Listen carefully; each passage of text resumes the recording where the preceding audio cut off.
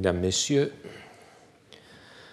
il y a des expressions dont on peut dire que l'on connaît le sens, mais qu'on ne les comprend pas vraiment. C'est le cas du mot caput, lorsqu'il est employé en latin dans le langage juridique, notamment lorsqu'il apparaît dans la locution capitis deminutio ou capite diminuere. Voyons comment cette locution est définie dans les instituts de Justinien. Ce manuel, pour les étudiants, compilé en 533 après Jésus-Christ, et qui, sur ce point, comme sur beaucoup d'autres, reprend de larges passages des instituts de Gaius, rédigés au IIe siècle après Jésus-Christ, dont le manuel de Justinien a aussi repris le titre. Alors, j'utilise la version de Justinien et non celle de Gaius, parce que les instituts de Gaius n'ont été retrouvés et publiés qu'en 1820. Les instituts de Justinien, en revanche, ont été intensément lus depuis le Moyen Âge et l'ont donc exercé une influence considérable sur la pensée moderne, comme nous le verrons plus loin.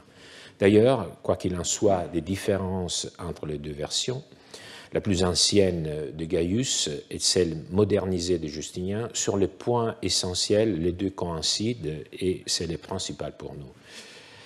Lisons ensemble ce texte. Pour l'instant, comme vous voyez, je n'ai pas traduit l'expression capitis deminutio parce que c'est justement l'objet de cette explication. La capitis deminutio est le changement de l'état précédent. Elle peut se produire de trois façons.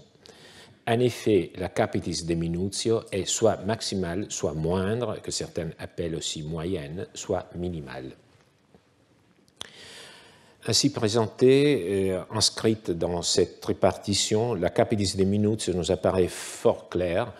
La locution est expliquée, plutôt paraphrasée, par les instituts justiniens et avant elle par Gaius, comme un changement de l'état précédent.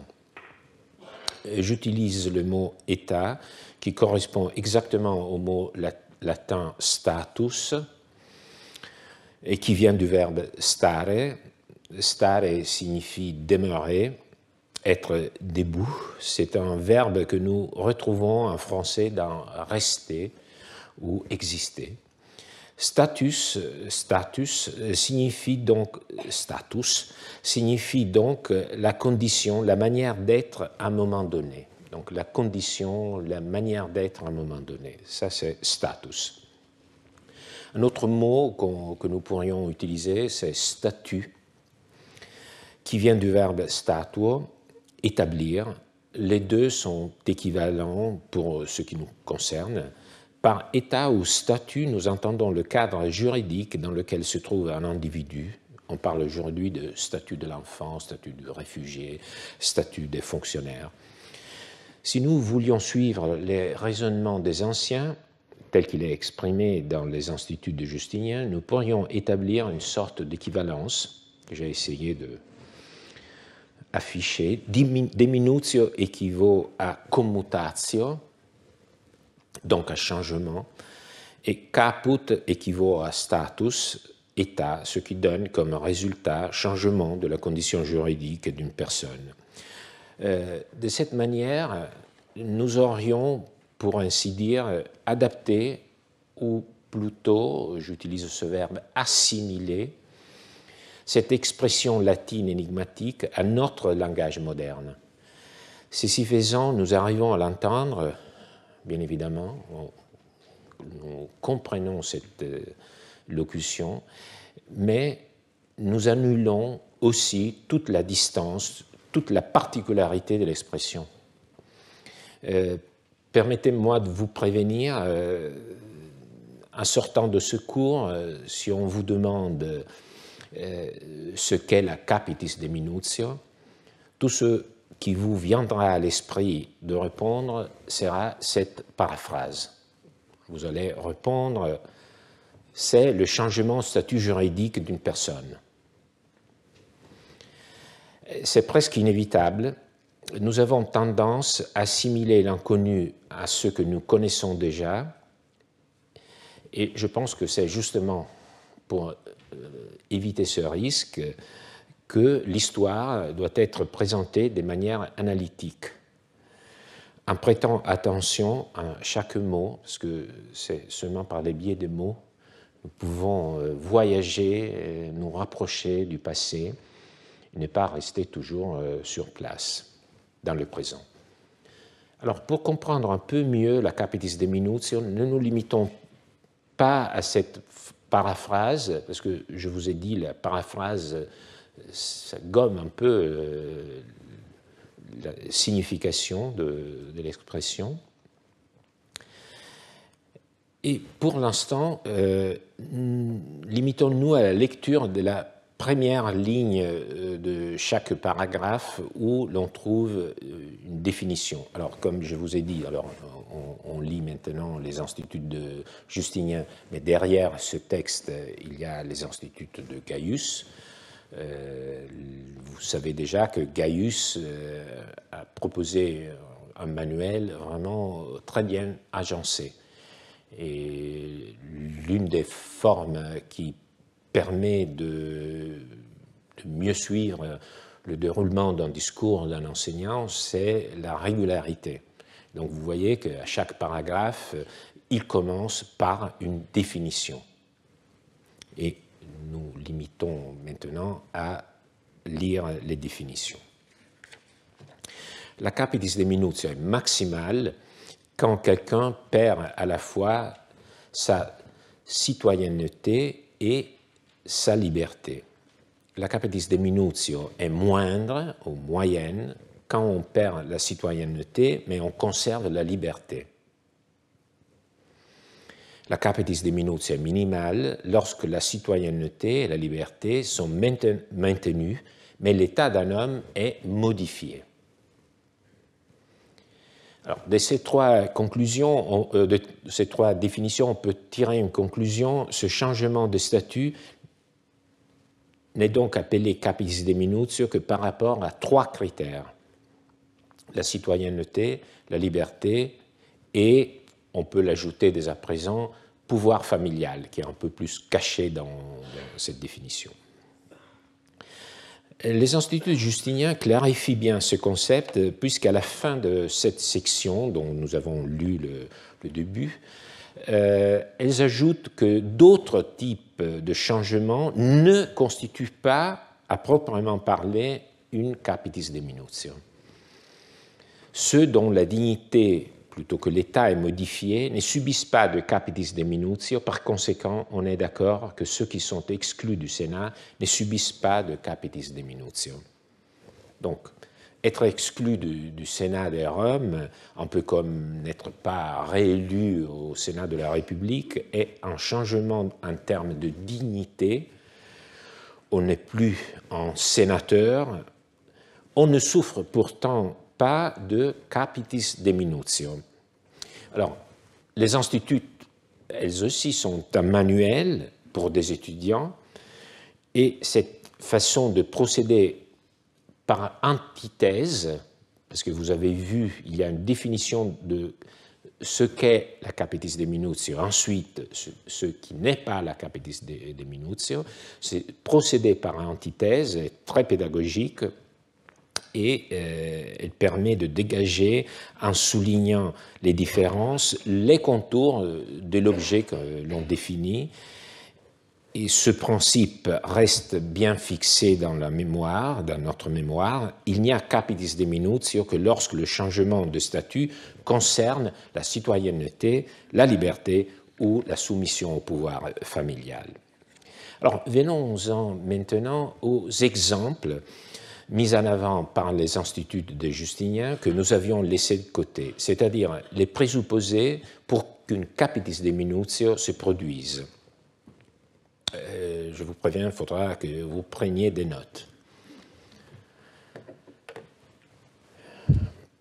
Alors, le premier cas, le premier exemple concerne le cas que le manuel de Justinien lui-même définit comme atroce, selon une technique pédagogique qui tend à imprimer une notion en suscitant une émotion. C'est le cas où un condamné pour un crime devient un esclave de la peine. Il s'agit bien sûr d'une métaphore, dans le sens où certains types de condamnés étaient considérés comme des esclaves. Mais des esclaves, non pas d'un maître déterminé, mais justement des esclaves de la peine. Alors, c'est la pire des conditions possibles qui ne leur permettait pas d'autre destinée ou affectation que de purger la peine à laquelle ils étaient condamnés. Si on les avait considérés comme esclaves, non pas de la peine, mais mettons du trésor public ou de l'empereur, ces derniers auraient pu les utiliser à d'autres fins. En revanche, en tant qu'esclaves de la peine, les condamnés ne pouvaient que servir leur maîtresse, c'est-à-dire la mort ou le travail dans les mines. Une maîtresse, la peine, qui est personnifiée dans cette locution, esclave de la peine. Alors, il s'agit d'une figure qui apparaît dans les sources romaines au IIe siècle de notre ère et qui survit sans doute dans l'expression anglaise « to serve in prison » pour qualifier quelqu'un qui doit purger une peine d'emprisonnement. Cela dit, qui sont, en droit romain, les esclaves de la peine. Ce sont les condamnés à mort, destinés à être décapités ou tués dans l'arène par des animaux et autres supplices mortels, et les condamnés aux travaux forcés dans les mines. Ceux-ci, dès le moment de la condamnation, avant même qu'elle ne soit exécutée, devenaient les esclaves de la peine. Ils souffraient, dit Justinien, d'une capitis deminutio maxima au plus haut degré, car ils perdaient à la fois leur citoyenneté et leur liberté. Donc, les deux ensemble. Les instituts mentionnent deux autres exemples. Alors, nous sommes en train de lire ce paragraphe, donc vous avez vu le premier exemple. Donc j'ai développé longuement le mot servipene. Donc tout ce que je viens de dire, ce n'est qu'un commentaire à cette locution. Ensuite, il y a ce deuxième cas, celui des affranchis condamnés pour ingratitude envers leur patron. Les affranchis sont d'anciens esclaves que leur maître a libérés à travers la manumissio, l'affranchissement. Ils doivent donc à leur maître d'être devenus des individus libres et citoyens romains à plein titre. Et c'est pourquoi on attend d'eux une gratitude, donc une soumission perpétuelle envers leur maître, qui se manifeste par ce que les sources appellent l'obsequium, un regard continu. Bref, les affranchis, bien que libres et citoyens, sont néanmoins en état d'infériorité par rapport à leur patron. Ainsi, au cas où ils ne se comporteraient pas comme la soumission l'exigerait, la punition consistait à redevenir esclaves, une rétrocession par manque de gratitude. Alors voici un bel exemple visuel pour montrer à quel point, comment les affranchis ont pu rester à jamais dans l'orbite de leur patron, même après la mort. Il s'agit d'une stèle funéraire qui montre un haut Titus Fuficius, un légionnaire, avec son épouse et ses enfants, tandis que le champ inférieur, donc vous voyez aussi la métaphore, un haut et un bas, infériorité et supériorité. Dans le champ inférieur, 3 affranchis sont déployés. Donc vous voyez, même il y a une sorte de soumission et aussi moi je dirais aussi de communauté entre les patrons et les affranchis, qui doivent toujours être soumis au patron. Donc l'ingratitude, dans ce cas, n'est pas admise. Dernier cas de capitis diminutio maximal est le plus curieux.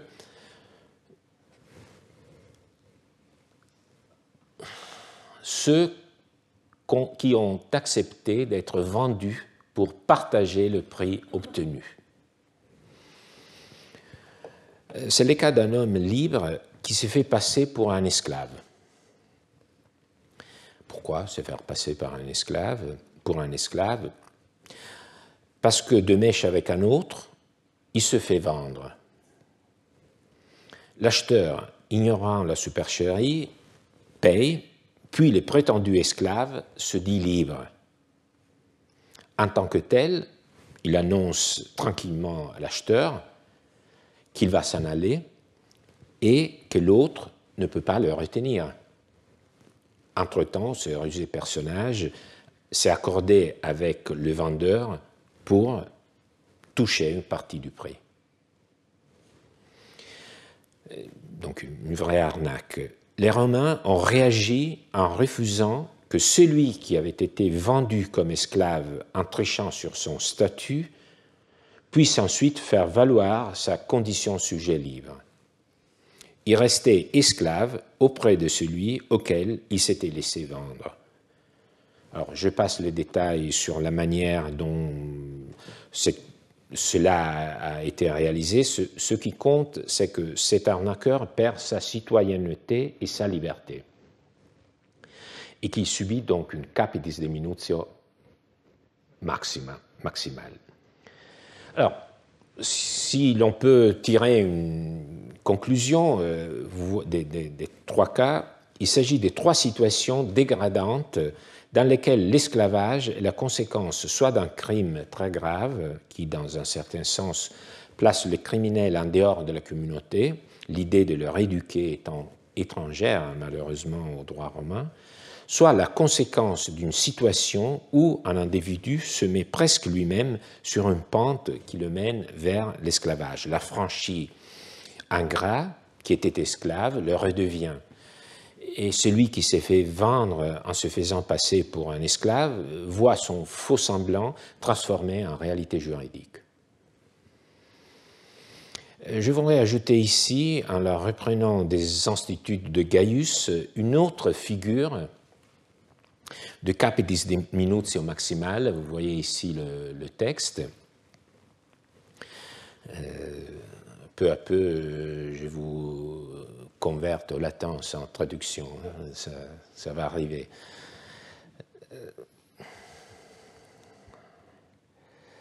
Alors, c'est peut-être la figure la plus ancienne de capitis diminutio maximale, qui manque chez Justinien, parce qu'à son époque, elle était tombée en désuétude. C'est la capitis diminutio qui concerne les personnes, dit Gaius, qui ne s'inscrivent pas au recensement et qui sont donc vendues selon les conditions établies par les censeurs.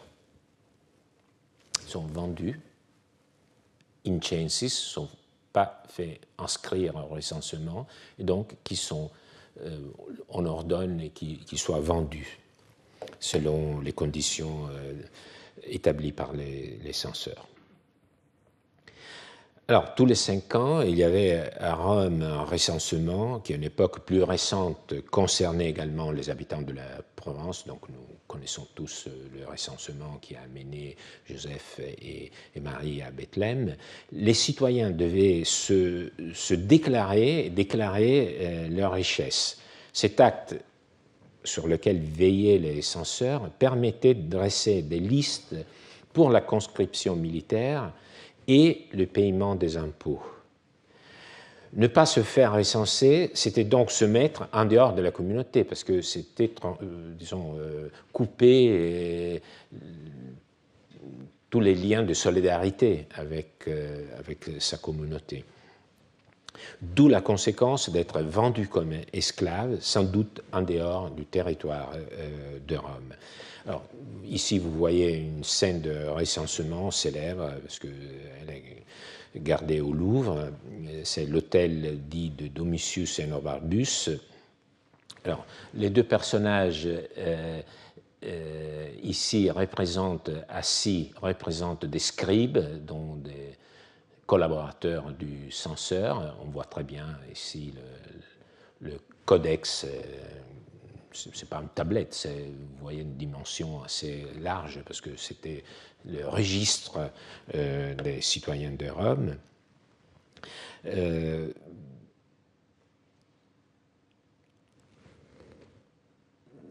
Et vous voyez ici un citoyen qui est en train de faire sa déclaration. Il tient aussi un rouleau ou une tablette. Ce sont probablement les données de son patrimoine qu'il fallait déclarer. Et le deuxième scribe se tourne vers un soldat. Il touche de sa main un bras de ce deuxième citoyen. Et c'est un peu la représentation de l'affectation de ce citoyen à une tribu, à une classe militaire. Donc vous voyez un peu le symbole des deux fonctions du recensement. D'une part, la déclaration du patrimoine, d'autre part, l'inscription dans le système de recrutement militaire. Avant de terminer notre lecture de cet extrait du manuel des Justiniens, faisons une observation pas facile à exprimer, mais vous m'aiderez grâce à votre attention, c'est-à-dire c'est la perspective adoptée par Justinien, disons la perspective de ce discours. On ne dit pas que la Capitis de Minutio produit la perte de la liberté et de la citoyenneté. La Capitis de Minutio n'est pas la cause de la perte du statut, c'est la description des effets.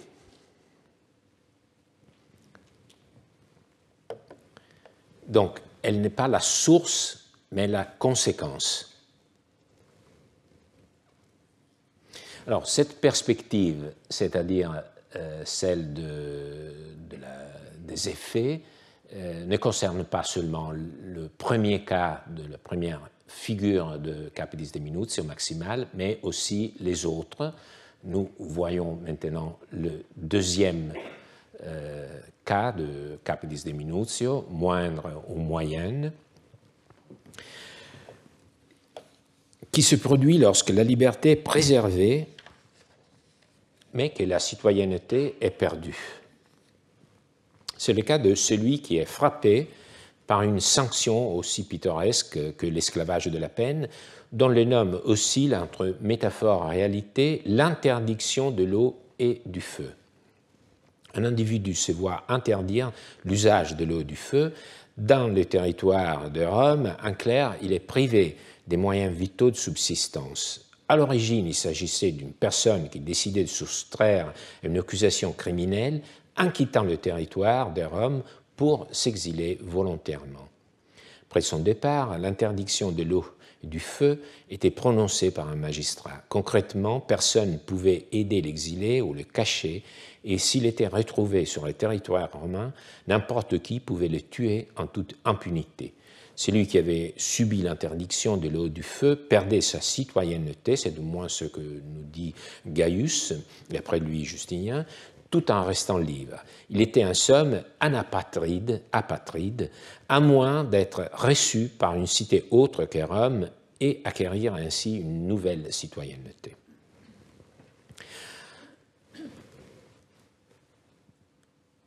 Troisième et dernier figure est celle que Justinien, avant lui Gaius, considère comme le cas minimal de Capitis de Minutio. Justinien le décrit succinctement, sans donner des exemples. Cela s'est produit, dit-il, lorsque ceux qui étaient sous leur propre pouvoir, sui iuris, commencent à être soumis au pouvoir d'autrui ou vice-versa.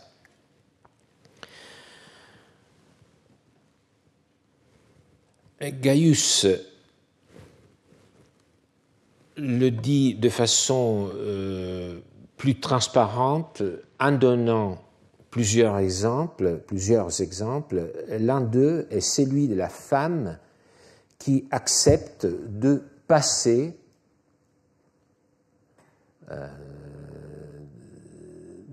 sous le pouvoir de son mari par le biais d'un acte qu'on appelle coemptio,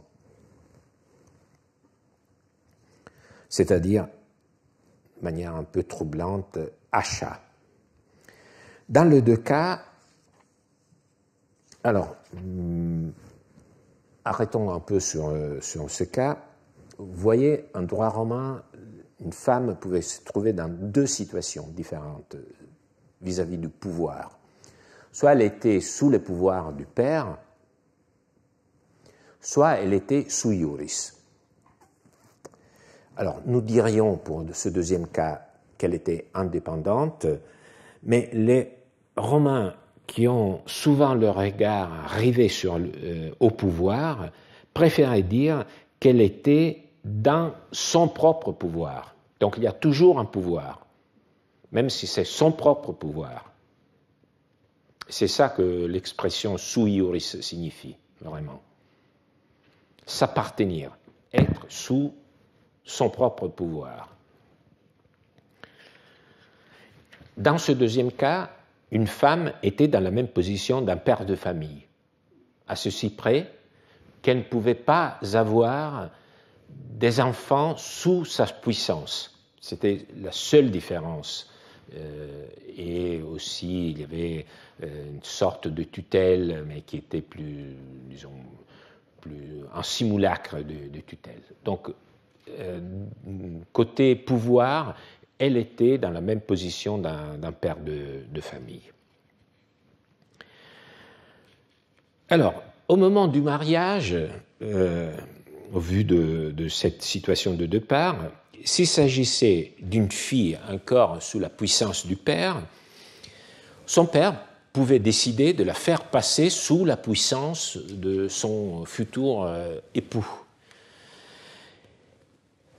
Si en revanche la femme était sui iuris, indépendante, par exemple parce que son père était déjà mort, c'était elle qui pouvait décider de passer sous le pouvoir de son mari, par un acte que l'on appelle de manière, comme je vous l'ai déjà dit, coemptio.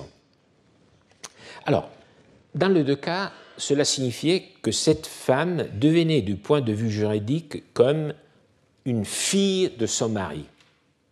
Elle était sous la puissance de son mari, disons au même niveau des enfants du couple.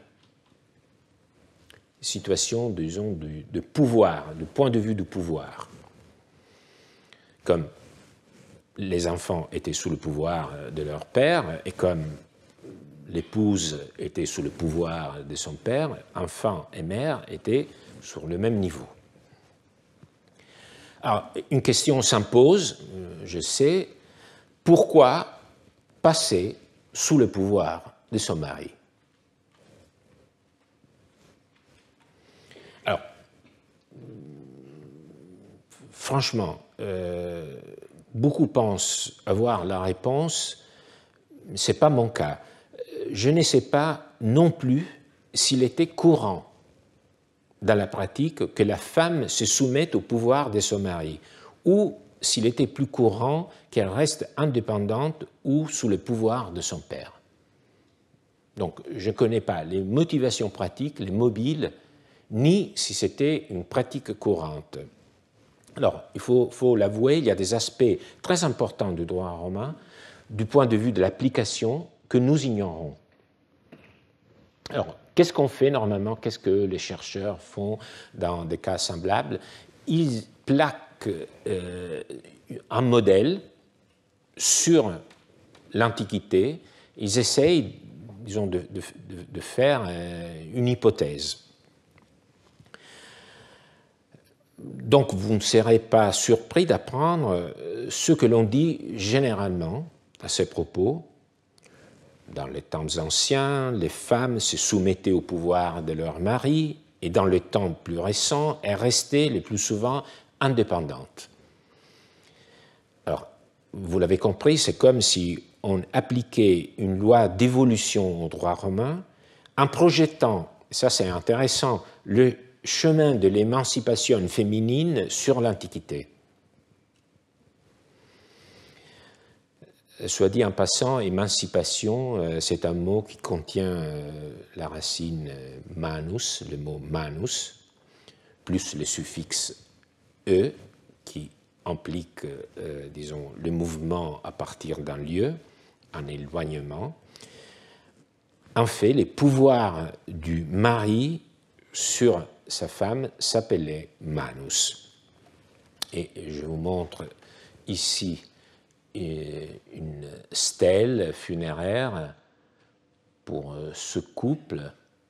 C'était un boucher. Ce serait merveilleux de la lire, mais c'est trop émouvante. Je ne peux pas le faire. Et donc, c'est un boucher qui fait un éloge de sa femme qui l'a précédé dans la mort. Et sa femme lui répond. Et c'est vraiment quelque chose qui peut-être, je trouve, c'est pas vraiment très élégant et ce qui est davantage troublant. Et vous voyez ici, je ne sais pas si c'est par hasard, c'est, disons, scène de mariage, ou quand même c'est l'expression du couple, et vous voyez, disons, le relief, la centralité des mains des deux. Donc c'est vraiment l'expression, la manus, c'est vraiment l'expression du rapport et du pouvoir du mari sur son épouse. Alors revenons à notre schéma. Une femme qui passait sous la manus de son mari, qu'elle était auparavant sous le pouvoir de son père ou indépendante, souffrait d'un capitis deminutio, du degré minime. Alors, il faut se poser la question, dans quel sens le statut de la femme a-t-il changé? Elle restait libre, citoyenne romaine, mais quelque chose avait changé par rapport au pouvoir, à sa condition potestative. Elle passe du pouvoir de son père à celui du mari, ou bien de son propre pouvoir à celui du mari. Elle aussi a donc subi une capitis deminutio. Et on peut dire que dans ce cas, le changement de statut est lié au changement du titulaire du pouvoir sur la femme. Alors, s'il était facile d'apprendre, je suis sûr que vous avez fait le rapprochement, c'était facile d'apprendre les cas précédents de capitis deminutio maximale et moyenne comme une dégradation qui frappait celui qui devenait un homme libre après avoir été esclave ou un citoyen romain qui devenait apatride, clairement une dégradation. Il est plus difficile de la voir ici, surtout si la femme passait du pouvoir de son père au pouvoir de son mari. Du point de vue, moi, je dirais, substantiel. Il faut faire une réflexion sociologique, on ne voit pas ça comme une dégradation. Et même lorsqu'elle disons, volontairement se soumet au pouvoir de son père, c'est quand même sa volonté. Donc c'est très difficile d'apprendre la Capedis de Minutio de la même manière ici que dans les cas précédents. Mais quand même, elle s'appelle Capedis de Minutio. Donc c'est ça que je veux souligner. Donc qu'il faut, à mon sens, éviter de comprendre, comme c'est facile pour nous, la Capedis de Minutio comme une dégradation. Cela est encore plus évident si nous prenons un autre exemple donné cette fois-ci par Gaius. J'espère que vous avez compris, je passe de Justinien à Gaius parce que Gaius c'était un peu la version originale et les Justiniens c'était la version amendée, mais on fait parfois retour et les deux sont presque, disons, complémentaires. Et donc, vous voyez la même définition, la Capedis de Minutio minimale, lorsque la citoyenneté et la liberté sont maintenues, mais l'état d'un homme est modifié. Cela se produit pour ceux qui sont mancipés, qui sont affranchis de l'émancipation.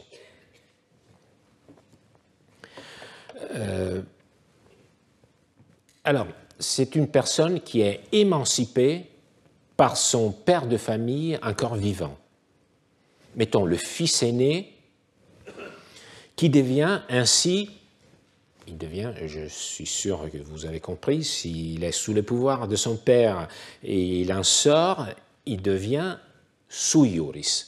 Le fils qui était sous la puissance de son père, si son père, disons, l'affranchit, il devient sui iuris, dans son propre, sous son propre pouvoir. Pourtant, dit Gaius, dans ce cas aussi, il subit une Capedis de Minutio. Comprendre ça comme une dégradation, c'est vraiment impossible. Parce qu'il devient un père de famille.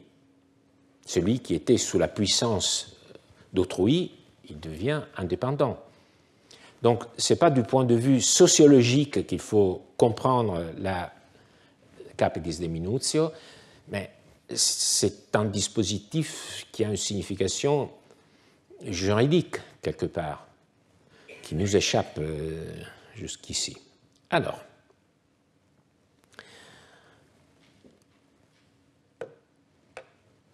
jusqu'ici, je pense que ce que je viens de vous expliquer, même si c'est un peu, disons, détaillé, compliqué, je pense que c'était assez clair.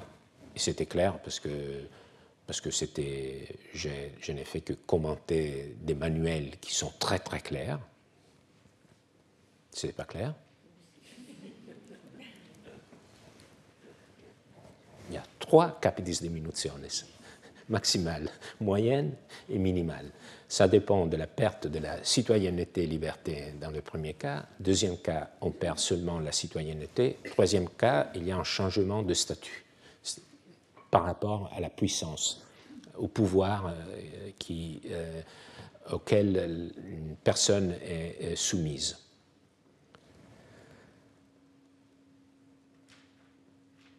Alors, si nous avons compris le mécanisme, il faut revenir à l'expression, au mot, Capedis de Minutio. Pourquoi appeler ce changement de statut Capedis de Minutio? Quelle idée exprime ces mots? Alors, vous savez que les métaphores nous intéressent parce qu'elles révèlent quelque chose de la mentalité de la personne ou du groupe qui les a produites.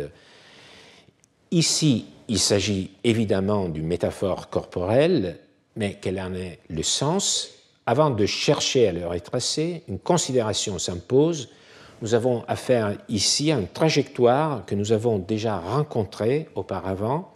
Le langage juridique romain passe d'une forme plus imaginative et métaphorique, à la fois plus concrète et moins précise, à un langage plus abstrait et défini. Précisément ce que nous voyons se passer de l'expression capitis diminutio à l'expression prioris status permutatio ou commutatio. Donc vous voyez, c'est un langage plus technique. Et pourquoi plus technique? Parce que nous le comprenons. Donc nous n'avons pas besoin de nous interroger sur sa signification. Mais ce qui nous intéresse, c'est de voir sous la surface, et il faut dire qu'on n'a jamais pu dévoiler ce mystère. Alors, dans un cas de ce genre, lorsqu'on ne comprend pas qu'est-ce que vraiment capitis diminutio veut dire, je pense que la meilleure façon de procéder n'est pas de chercher une solution à tout prix ou d'exprimer une préférence pour l'une ou l'autre des propositions, ce qu'on fait souvent. On publie un article en disant « moi, je penche plutôt pour cette interprétation », mais je trouve que ce n'est pas vraiment très, très intéressant. Il faut accepter, assumer la difficulté et examiner les méthodes qui ont été utilisées pour analyser le problème. Elles ne nous donneront pas peut-être la réponse, mais elles nous en diront certainement beaucoup sur le regard que le moderne porte sur le passé. Alors donc il y a au moins 3 façons d'étudier la capitis diminutio en analysant le lexique ou l'anthropologie ou le système juridique lui-même. Alors au niveau du lexique, caput est un mot clair en lui-même que l'on retrouve avec le sens de tête dans de nombreuses langues indo-européennes. Disons en passant que le mot tête, testa, en latin, est en fait lui-même une métaphore, car testa désigne une coquille, une carapace des crustacés, puis par dérivation un objet en terre cuite, peau, vase ou cruche, enfin une tête humaine. Alors, je vous passe cette définition très intéressante, mais qui impliquerait, peut-être nous le ferions dans une autre séance, qui montre le passage de l'idée de caput à l'idée de personne. Et nous nous arrêtons sur les usages, disons, le potentiel métaphorique du mot caput. Alors, il ne signifie pas seulement tête, mais aussi personne, également capitale, dans le sens de patrimoine, capitale d'une province, source d'un fleuve, chef de la conjuration, pièce principale du repas, chapitre d'un livre. C'est Benveniste qui a étudié très bien ce mot. Mais alors, dans lequel de ces significations le texte, le mot a été utilisé? Alors, concentrons maintenant nous sur le verbe, pas sur le mot caput, mais sur le verbe diminuo. Alors, il implique la racine minus, moins, donc il implique l'idée d'une réduction qui reste dans notre verbe diminuer. Mais il ne faut pas oublier la syntaxe. L'expression verbale est aliquis capite diminuitur, c'est-à-dire que caput est à l'ablatif. Et ce qui est diminué n'est pas le caput, mais l'individu, en tant qu'il est privé de sa tête. C'est pourquoi, pour moi, il n'y a pas de doute, il faut comprendre cette locution comme si le caput avait été enlevé à l'individu, comme on le dirait d'un arbre privé d'une branche. Et c'est par ailleurs la signification concrète, plus ou moins, qu'on retrouve dans saint Augustin lorsqu'il parle de Jean le Baptiste comme de capite minutus. Donc vous voyez exactement cette expression, c'est l'expression que nous sommes en train de d'interroger et sa visualisation. Alors, c'est donc l'idée de décollation. Et bien évidemment, je vous avoue que ce sont des expressions que je prononce avec une angoisse particulière en ces temps cruels. Je voudrais apporter une précision supplémentaire. Pourquoi il s'agit de la perte de la tête? Non, c'est pas pourquoi. Puisqu'il s'agit de la perte de la tête, il n'y a pas de perte plus ou moins grande. Ça, vous l'avez, je pense, compris. Alors, lorsqu'on pense aux 3 degrés de la capitis diminutio, on pense qu'il y a une sorte de graduations dans la diminution. Ce n'est pas le cas parce qu'on perd la tête, soit tout entière, ou on ne la perd pas.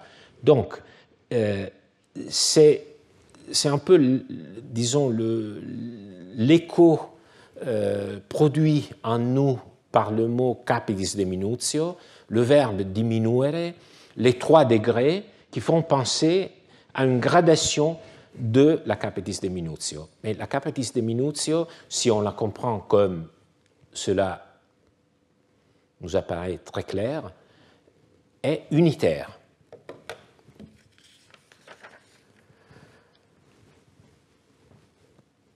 Alors, il faut revenir, après avoir compris qu'est-ce que diminuo signifie dans cette locution, il faut revenir à caput.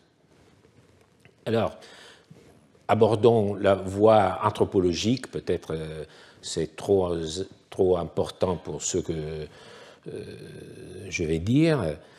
En tout cas, on peut citer de nombreux exemples où le caput est au cœur d'un acte juridique où il joue un rôle symbolique. Par exemple, lors de la manumission de l'esclave, celui-ci était touché à la tête, donc son caput, avec un bâton, et une fois affranchi, il portait le pileus, un bonnet de forme arrondie. Brutus, au lendemain du meurtre de César, fait frapper par Praetorius un denier,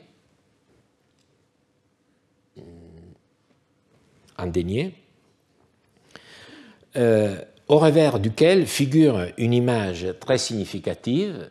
Il s'agit de 2 poignards, meurtre de César, et en pileus, avec la date des ides de mars. Et le pileus, qu'est-ce que cela signifie? Que Rome a été affranchie. Elle a été libérée grâce à l'assassinat, au meurtre de César. Donc c'est le pileus qui symbolise la libération et qui devrait être imposé sur la tête de Rome. Il faudrait que voir ici la tête de Rome comme on la voit souvent sur des monnaies. Pourquoi on n'a pas voulu la mettre ici? Je ne sais pas, peut-être parce qu'on avait un peu de honte à représenter Rome comme une affranchie.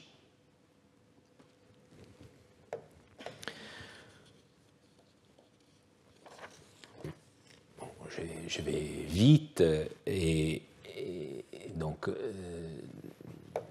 je pourrais vous dire que il y a d'autres rites de passage, par exemple l'épouse au moment du mariage était peignée avec un peigne spécial, donc encore une fois la tête était mise en jeu dans un rite de passage, et le roi, lors de l'inauguration, nous en avons une description très précise dans Tite-Live, le roi, Numa dans ce cas, Numa Pompilius, était inauguré, disons, il devenait roi par une cérémonie pendant laquelle l'augure avait sa main sur la tête. Il disait dans la formule, il disait caput teneo, Donc je tiens sa tête. Donc vous voyez que la tête était au centre, pour ainsi dire, des différents rites de passage. Mais l'esclave qui devient affranchi, la femme qui devient épouse, l'homme qui devient roi, quel rapport tout ça avec la capitis diminutio? Pour essayer d'aller un peu plus loin, je vous propose cette troisième voie, après la voie du lexique et la voie anthropologique, une voie, disons, historiographique ou juridique. Donc, je vous présente deux interprétations.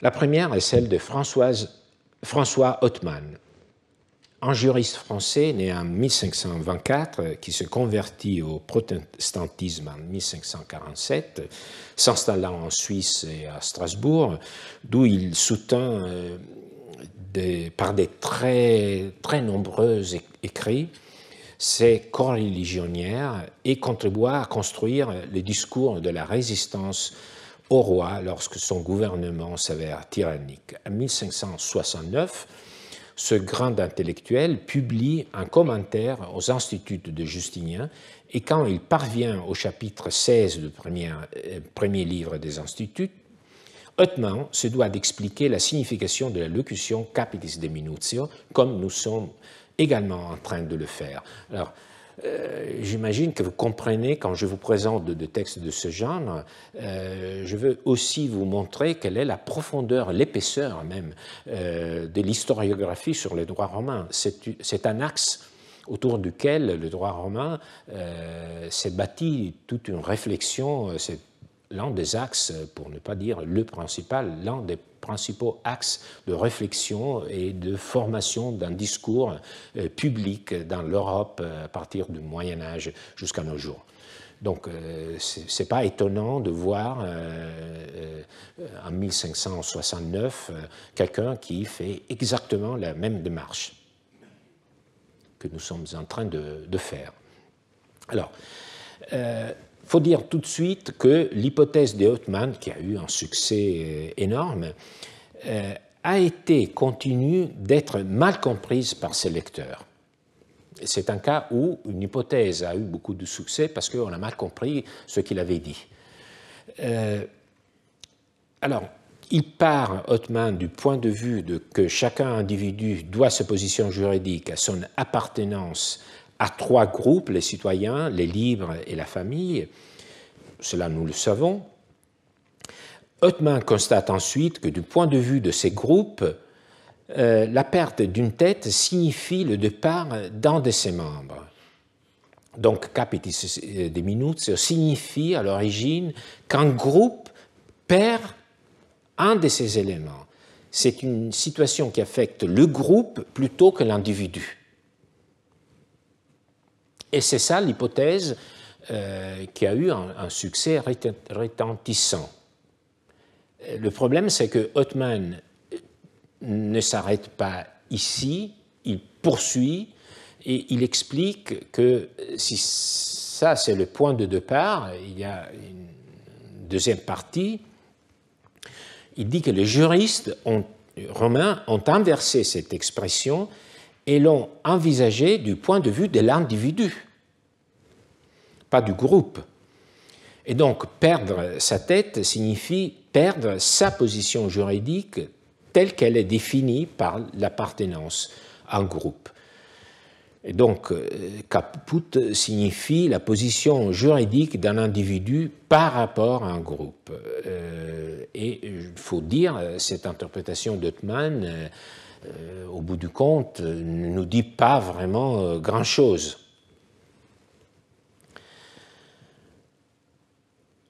Après Othman, les explications se sont multipliées. Je vous épargnerai 4 siècles d'hypothèses, certaines intelligentes, d'autres beaucoup moins, toutes prétendant cependant avoir enfin trouvé la clé. De 1569, l'année de publication du commentaire de Othman, je fais donc un bond en 1952, lorsqu'un grand savant allemand, Max Kaiser, propose d'expliquer la capitis de minutio comme une métaphore de la décapitation au sens concret du terme.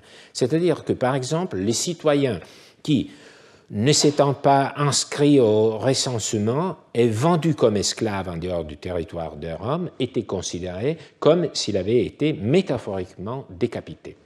Même chose pour celui à qui l'on interdit d'utiliser l'eau et le feu et qui, s'il est trouvé sur le sol romain, peut être tué en toute impunité. Dire qu'il est capite minutus préfigure, anticipe cette issue, la mort.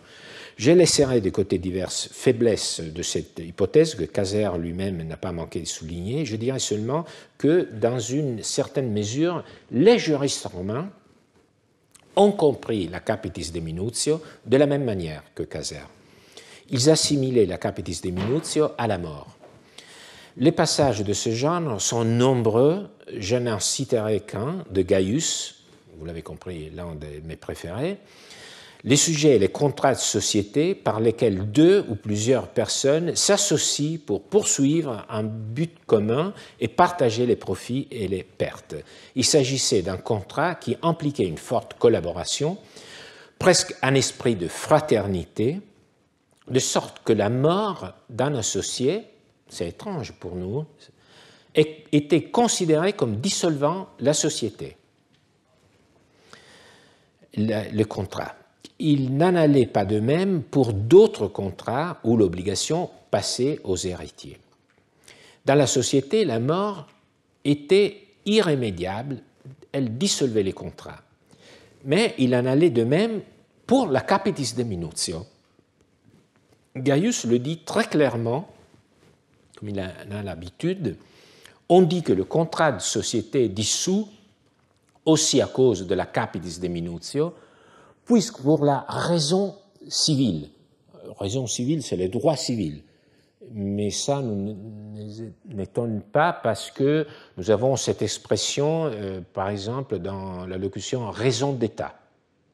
Alors, raison civile, c'est équivalent à droit civil. Donc, pour le droit civil, la capitis de minutio est assimilée à la mort. Assimilée à la mort. Et il continue... Bien entendu, si les deux partenaires acceptent à nouveau de s'associer, on considère qu'une nouvelle société commence. C'est un autre contrat de société. Donc, vous voyez, ici, il y a cette équiparation faite par un juriste romain de la capitis de minutio à la mort. Alors, devons-nous penser donc que c'était également l'idée à l'origine, une sorte de mort de l'individu comme par décollement? Cela pourrait être seulement une construction a posteriori des juristes romains, à des siècles de l'origine de la capitis de minutio. Donc c'est un peu risqué de se fonder sur ces textes, même si Kaiser avait une démonstration bien plus développée. Il est possible qu'on risquerait de s'égarer si l'on calquait les effets de la capitis de minutio sur ceux de la mort. Mais il est sûr et certain que dans les droits modernes, en lisant les instituts de Justinien, c'est pour ça que j'ai utilisé les instituts de Justinien, on a attaché à la mort civile les mêmes effets qu'à la mort naturelle. La mort civile revient à la une en 2019 dans le cadre de la loi intitulée « Améliorer la lisibilité du droit ». C'est un peu, pas très lisible, mais... Donc, c'est une loi visant à abroger diverses dispositions législatives adoptées entre 1819 et 1940 et devenues obsolètes depuis. Cette loi a effectivement été adoptée le 31 mai 2019.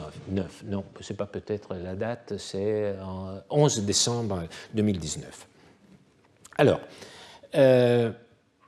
cette loi s'est intéressée, entre autres, aussi à la mort civile.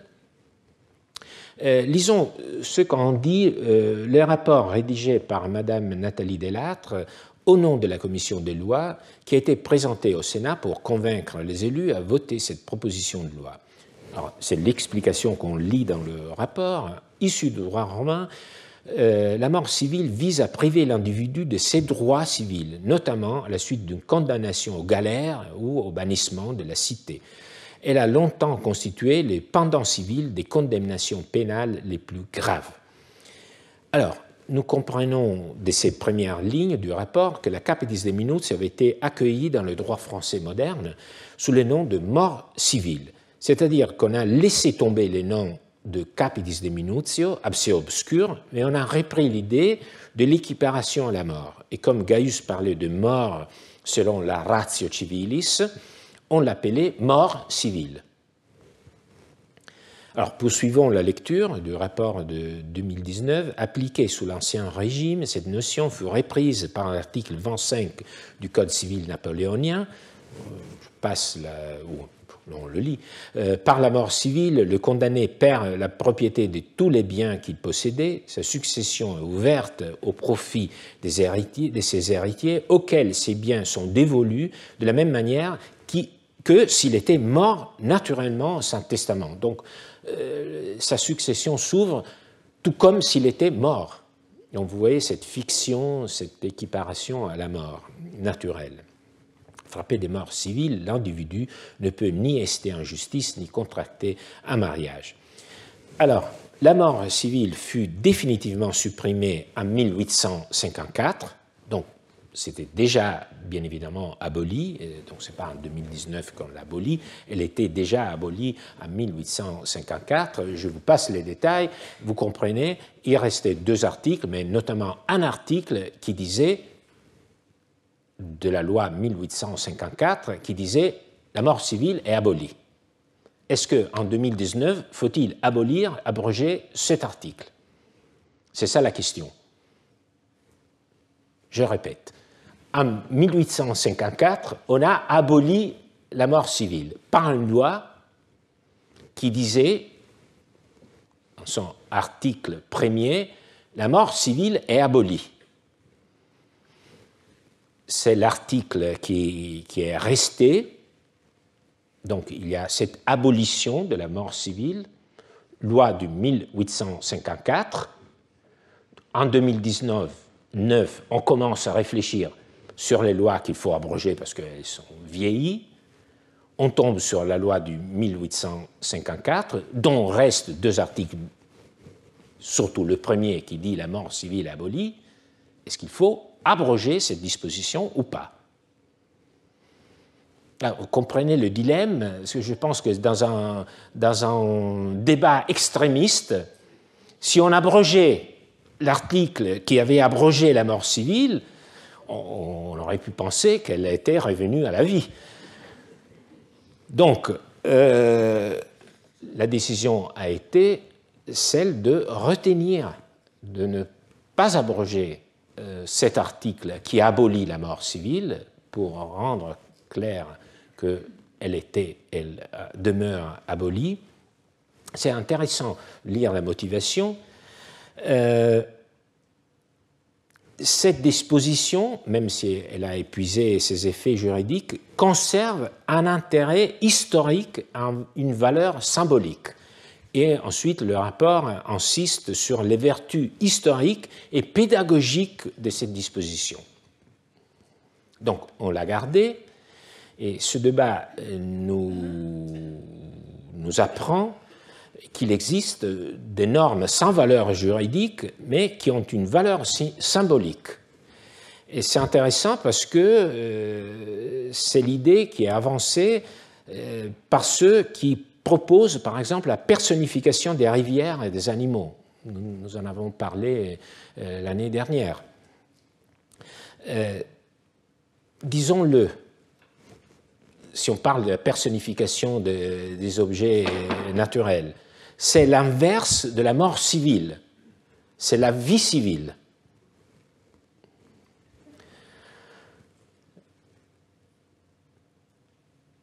Mais peut-être cette affaire de l'abrogation de la loi de 1854 fait ressortir aussi un autre constat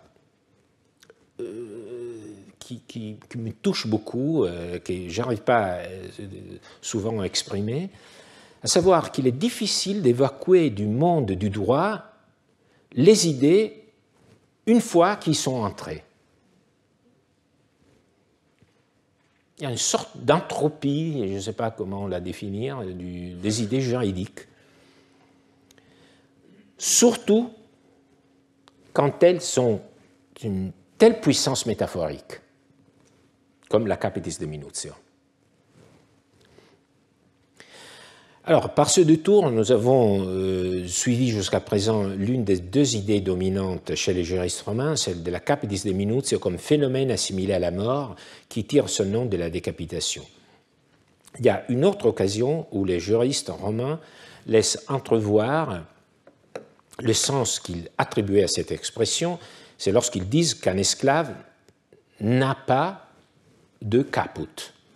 Les institutions de Justinien elles-mêmes le disent de manière plus générale. Le juriste Paul, nous lisons son texte, manifestement, une capitis minutio arrive aussi au fils émancipé. Ça, nous le savons déjà parce que nous l'avons lu dans Gaius, le fils qui sort de la puissance de son père, du vivant de son père, au fils émancipé et aux autres personnes de ce genre, puisque personne ne peut être émancipé à moins d'être réduit en simulacre d'esclavage. Oui, parce que l'acte par lequel on arrivait à être émancipé impliquait 3 ventes.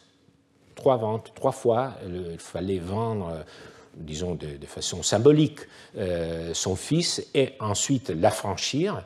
Donc, ce fils tombait de façon temporaire et symbolique dans un état d'esclavage. Donc, ça, on le comprend. Il en va différemment, question par antithèse, encore une fois, vous retrouvez les mêmes structures, antithèse, il en va différemment lorsqu'un esclave est affranchi. Donc, on pourrait se poser la question, mais si un esclave qui est un esclave est affranchi, il change de statut, donc on pourrait dire qu'il subit une capitis de minutio. Ce n'est pas le cas parce que un caput d'esclave n'a pas de droit et qu'il ne peut donc pas lui être enlevé.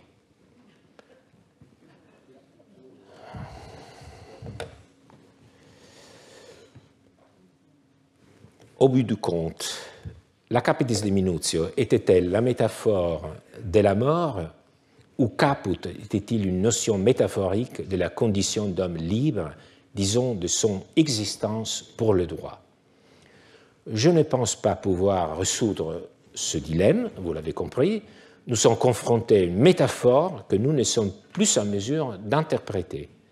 Une fois encore, un chemin allant d'anciennes formes d'expression à une rationalisation plus récente a été mis en lumière. La théorie de la capitis de minutio, c'est un peu le sujet de mon cours cette année, c'est-à-dire nous nous intéressons souvent à la lexicalisation, au fait qu'un langage devient de plus en plus technique, mais il ne faut pas oublier l'origine qui est souvent, disons, autre, qui est métaphorique. La théorie de la capitis de minutio présentée par Gaius et Justinien, qui traduisent cette locution par changement d'état avec ces 3 degrés, n'est autre chose qu'une rationalisation. Et lorsque nous lisons aujourd'hui dans un livre de droit romain qu'il s'agit d'un changement d'état, nous ne faisons que répéter cette rationalisation. Mais j'espère que vous n'allez pas répondre « qu'est-ce qu'une capitis de minutio ?» C'est un changement d'état, hein. Pas après ce cours. Le vrai de cette image puissante de la perte de la tête reste pour nous un arrière-plan obscur, duquel on a envie de s'éloigner vite en direction d'un langage juridique plus épuré et neutre. Si j'ai insisté sur un thème que je ne peux pas expliquer, c'est parce qu'il montre justement combien nous aimerons et combien il serait intéressant de découvrir ce qui se cache derrière les métaphores. Même derrière les métaphores que nous ne comprenons pas et comme dans ce cas, que nous préférons peut-être ne plus avoir à comprendre. Merci.